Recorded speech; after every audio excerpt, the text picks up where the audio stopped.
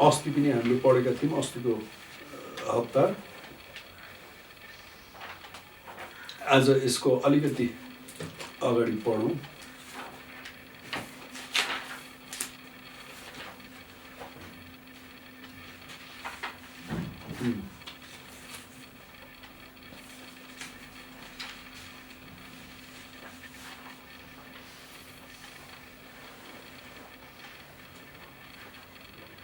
श्री रामकृष्ण। प्रताप का भाई आया था, कुछ दिन यहाँ रहा, कामकाज कुछ है नहीं, कहता है मैं यहाँ रहूंगा।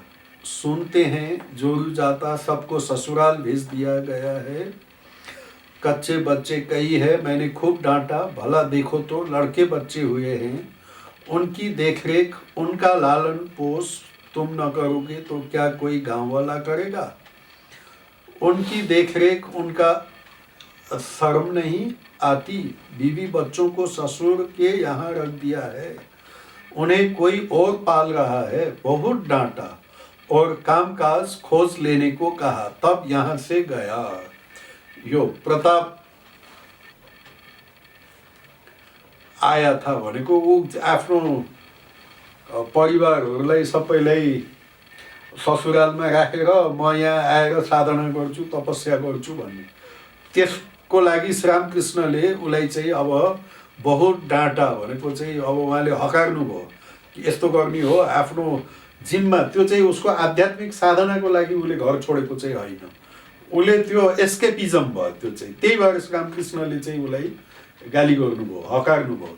त्यो उस बाहिरबाट हेर्दाखेरि चाहिँ आध्यात्मिक साधना जस्तो देखिने, माला बसेर माला चाहिँ जपिराख्ने प्रताप चन्द्र हाजरा, तर भित्रभित्र चाहिँ उसले आफ्नो घरको सबै जिम्मेवारीबाट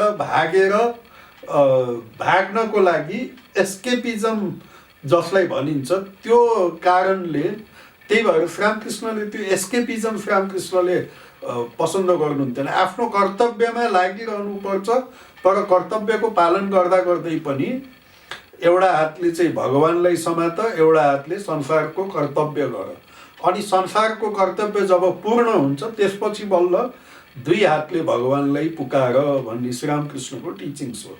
यो एउटा एकदमै हामीले सिक्नुपर्ने र जान्नुपर्ने कुरा हो। अर्को फेरि यहाँ अब श्रीरामकृष्णले मास्टर महाशयलाई सोध्नुहुन्छ, क्या तुम्हारा विवाह हो गया है? मास्टर जी हाँ। श्रीरामकृष्ण चौंक कर, अरे रामलाल, अरे अपना विवाह तो इसने कर डाला। श्रीरामकृष्ण, रामलाल श्री रामकृष्ण के भतीजे और काली जी के पुजारी है। मास्टर घोर अपराधी जैसे सिर नीचे किए चुपचाप बैठे रहे। सोचने लगे विवाह करना क्या इतना बड़ा अपराध है? श्रीरामकृष्ण ने फिर पूछा, क्या तुम्हारे लड़के बच्चे भी हैं? मास्टर का कलेजा कांप उठा, डरते हुए बोले, जी हाँ लड़के बच्चे हुए हैं। श्रीरामकृष्ण ने फिर दुख के साथ कहा, अरे लड़के बच्चे भी हो गए हैं। इस तरह तिरस्कृत होकर मास्टर चुपचाप बैठे रहे। उनका अहंकार चूर्ण होने लगा। कुछ देर बाद श्रीरामकृष्ण सस्नेह कहने लगे, देखो तुम्हारे लक्षण अच्छे हैं, यह सब मैं किसी के कपाल, आंखें आदि को देखते ही जान लेता हूँ। अच्छा, तुम्हारी स्त्री कैसी है? विद्या शक्ति है या अविद्या शक्ति? यो भन्दा पहिला यो यसमा एउटा अलिकति व्याख्या गर्न पर्ने कुरा यहाँ छ। अब श्रीरामकृष्णले विवाह गर्यो भनेर सोध्नुहुन्छ, अनि विवाह गरे भन्दाखेरि चाहिँ श्रीरामकृष्ण एकदमै आश्चर्यचकित जस्तो भएर, अरे यसको त विवाह पनि भइसक्यो, अरे यसको त बच्चाहरू पनि भइसकेछन् भनेर चाहिँ श्रीरामकृष्ण एकदमै दुखित र आश्चर्यचकित हुनुहुन्छ, दुखी हुनुहुन्छ।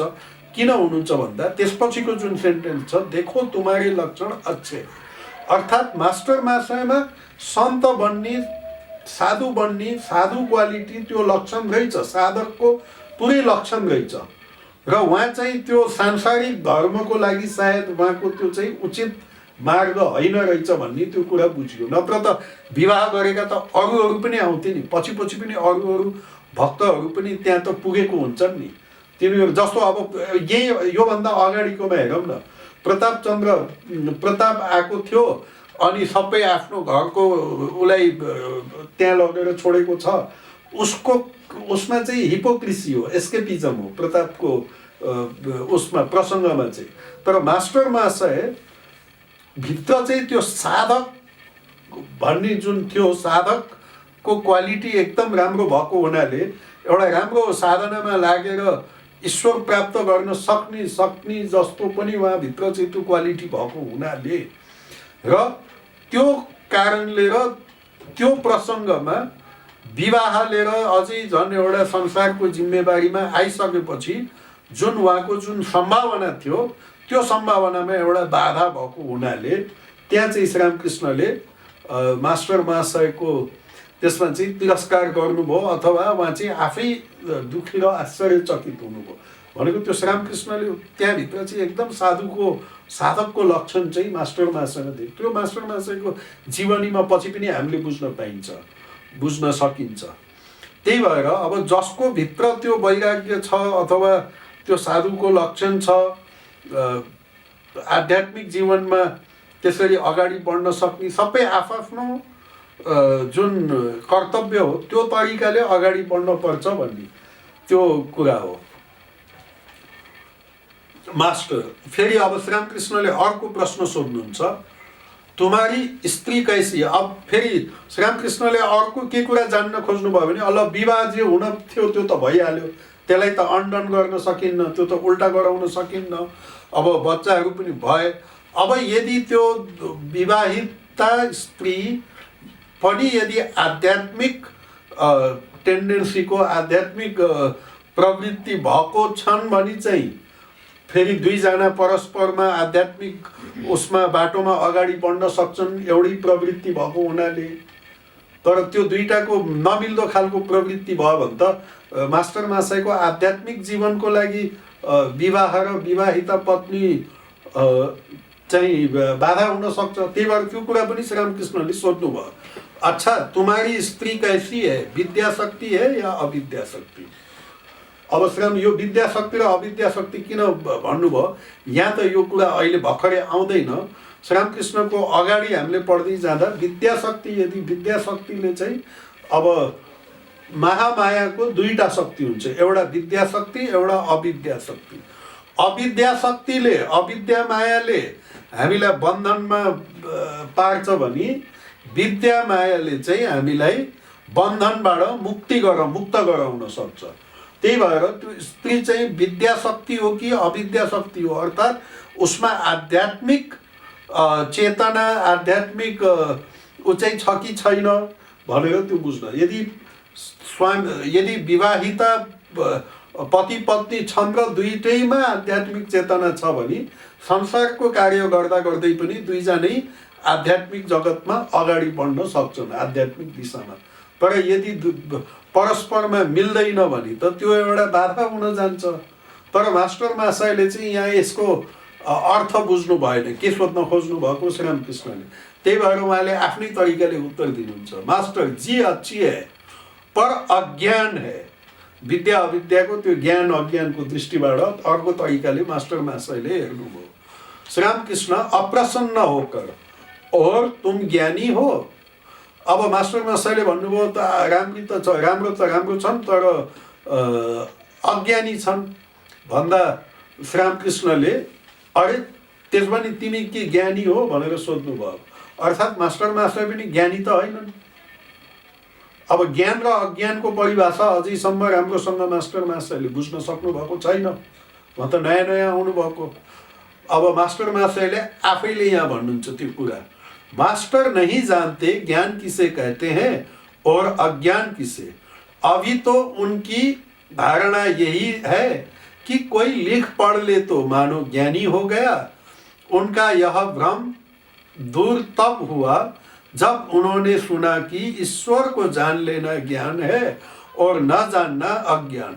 श्रीरामकृष्ण की इस बात से कि तुम ज्ञानी हो, मास्टर के अहंकार पर फिर धक्का लगा। श्रीरामकृष्ण, अच्छा तुम्हारा विश्वास साकार पर है या निराकार पर? अब यो पनि मास्टर महाशयको लागि नयाँ किसिमको प्रश्न भयो। मास्टर मन ही मन सोचने लगे, यदि साकार पर विश्वास हो तो क्या निराकार पर भी विश्वास हो सकता है? ईश्वर निराकार है, यदि ऐसा विश्वास हो तो ईश्वर साकार है, ऐसा भी विश्वास कभी हो सकता है? ये दोनों विरोधी भाव किस प्रकार सत्य हो सकते हैं? सफेद दूध क्या कभी काला हो सकता है? मास्टर, निराकार मुझे अधिक पसंद है। श्री रामकृष्ण, अच्छी बात है, किसी एक पर विश्वास रखने से काम हो जाएगा। निराकार पर विश्वास करते हो, अच्छा है, पर यह न कहना कि यही सत्य है और सब झूठ। यह समझना कि निराकार भी सत्य है और साकार भी सत्य। जिस पर तुम्हारा विश्वास हो उसी को पकड़े रहो, दोनों सत्य है। यह सुनकर मास्टर चकित हो गए। यह बात उनके किताबी ज्ञान में तो थी नहीं। तीसरी बार धक्का खाकर उनका अहंकार चूर्ण हुआ, पर अभी कुछ रह गया था, इसीलिए फिर वे तर्क करने को आगे बढ़े। मास्टर, अच्छा, वे साकार है, यह विश्वास मानो हुआ, पर मिट्टी या पत्थर की मूर्ति तो वे है नहीं। रामकृष्ण, मिट्टी की मूर्ति वे क्यों होने लगे? पत्थर या मिट्टी नहीं, चिन्मयी मूर्ति। चिन्मयी मूर्ति, यह बात मास्टर न समझ सके। उन्होंने कहा, अच्छा, जो मिट्टी की मूर्ति पूजते हैं उन्हें समझना तो चाहिए कि मिट्टी की मूर्ति ईश्वर नहीं है और मूर्ति के सामने ईश्वर की ही पूजा करना ठीक है, किंतु मूर्ति की नहीं। रामकृष्ण, अप्रसन्न होकर, तुम्हारे कलकत्ते के आदमियों में यही एक धुन सवार है, सिर्फ लेक्चर देना और दूसरों को समझाना। अपने को कौन समझाए, इसका ठिकाना नहीं। अजी, समझाने वाले तुम कौन? जिनका संसार है वे समझाएंगे। जिन्होंने सृष्टि रची है, सूर्य चंद्र मनुष्य जीव जंतु बनाए हैं, जीव जंतुओं के भोजन के उपाय सोचे हैं, उनका लालन पालन करने के लिए माता पिता बनाए हैं, माता पिता में स्नेह का संचार किया है, वे समझाएंगे। इतने उपाय तो उन्होंने किए और यह उपाय न करेंगे। अगर समझाने की जरूरत होगी तो वे समझाएंगे, क्योंकि वे अंतर्यामी है। यदि मिट्टी की मूर्ति पूजने में कोई भूल होगी तो क्या वे नहीं जानते कि पूजा उन्हीं की हो रही है? वे उसी पूजा से संतुष्ट होते हैं।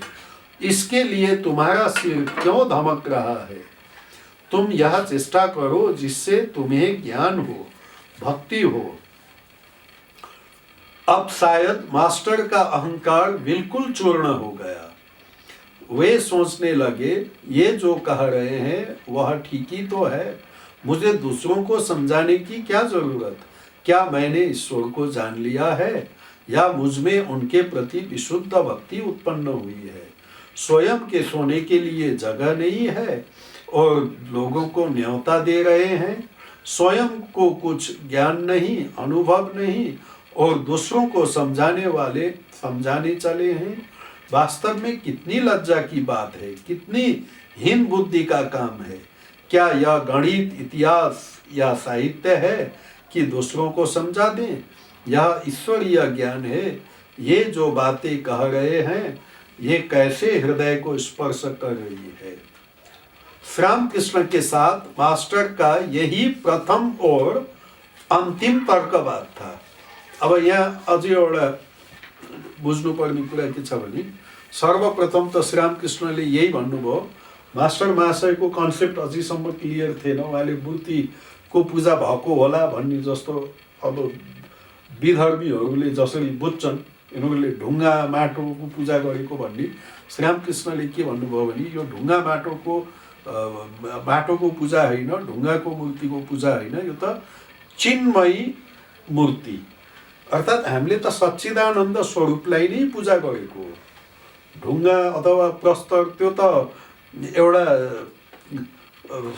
सिम्बल मात्रै हो।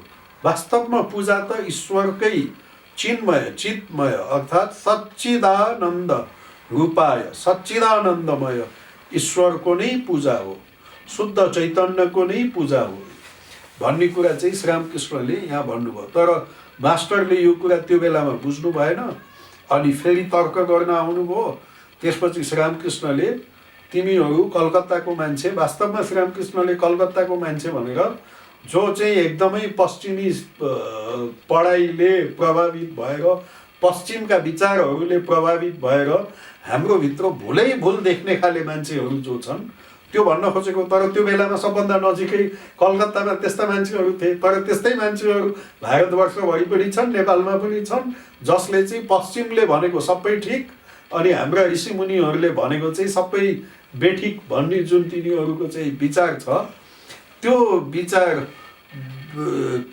भएको हुनाले मास्टर महाशय पनि त्यस्तै परिवेशभित्र अङ्ग्रेजी शिक्षा प्राप्त गरेर पश्चिमको प्रभाव लिएर आउनुभएको हुनाले, त्यही भएर तिमीहरू कलकत्ताका मान्छेहरू त खालि लेक्चर दिनु र अरूलाई बुझाउनु, आफूलाई कसले बुझाउने, आफूले नै क्लियर भएको छैन केही पनि भनेर चाहिँ भन्नुहुन्छ। अनि यो संसार चलाउने त भगवान नै हो। यदि मूर्तिको पनि पूजाको आवश्यकता छ भने, त्यो पूजाले यदि भगवान प्रसन्न हुनुहुन्छ भने त्यसको व्यवस्था पनि भगवानले नै स्वयं गर्नुभएको हो र त्यही पूजाले नै भगवानको पनि पूजा हुन्छ, त्यही पूजाले नै भगवान प्रसन्न हुनुहुन्छ भनेर चाहिँ श्रीरामकृष्णले भन्नुहुन्छ। त्यसपछि मास्टर महाशयको जुन तार्किक एउटा तर्क गर्ने टेन्डेन्सी थियो र जुन अहमको भाव जुन थियो, अहङ्कार मास्टर महाशयको सम्पूर्ण रूपमा त्यो चूर्ण हुन्छ र त्यो सम्पूर्ण रूपमा चूर्ण भएपछि नै मास्टर महाशयलाई श्रीरामकृष्णले यहाँ आफ्नो वचनामृत सबै उहाँको कुरा रेकर्ड गर्नलाई तयार गर्नुभयो। किनभने उहाँमा अलिकति पनि अहम भाव हुन्थ्यो भने वचनामृत उहाँको कुराले, जस्तो अब यो सोक्रेटिसको यदि कुरा गरौँ भने सम्पूर्ण रूपमा प्लेटोको प्रभाव छ, त्यस्तै श्रीरामकृष्णको कुराको प्रभाव गरौँ भने मास्टर महाशयको आफ्नो विचारले प्रभावित गर्ने थियो। त्यो तार्किक बुद्धि थियो उहाँमा। तर त्यो उहाँको त्यो अहङ्कार सम्पूर्ण रूपमा चूर्ण भएपछि मास्टर महाशय चाहिँ एउटा योग्य इन्स्ट्रुमेन्ट चाहिँ बनेर चाहिँ उहाँ बन्नुभयो र वचनामृत यस्तो प्रकारले लेख्नुभयो जसमा उहाँको आफ्नो विचार कुनै पनि प्रकारले, आफ्नो विचारले प्रभावित छैन। श्रीरामकृष्णको वाणीलाई जस्ताको तस्तै उहाँले लेखिदिनु भयो र उहाँ चाहिँ आफू एकदमै गुप्त रूपमा रहनुभयो। आफ्नो विचारले वचनामृतलाई प्रभावित पार्नु भएन, जस्तो चाहिँ सोक्रेटिसमा प्लेटोको विचारले प्रभावित छ। अब ओम निरञ्जनं नित्यम् अनन्तरूपं भक्तानुकम्पा धृतविग्रहं वै ईशावतारं परमेशमीड्यं तं रामकृष्णं शिरसा नमामि। ओम शांति शांति शांति। हरि ओम तत्सत्। श्रीरामकृष्णार्पणमस्तु।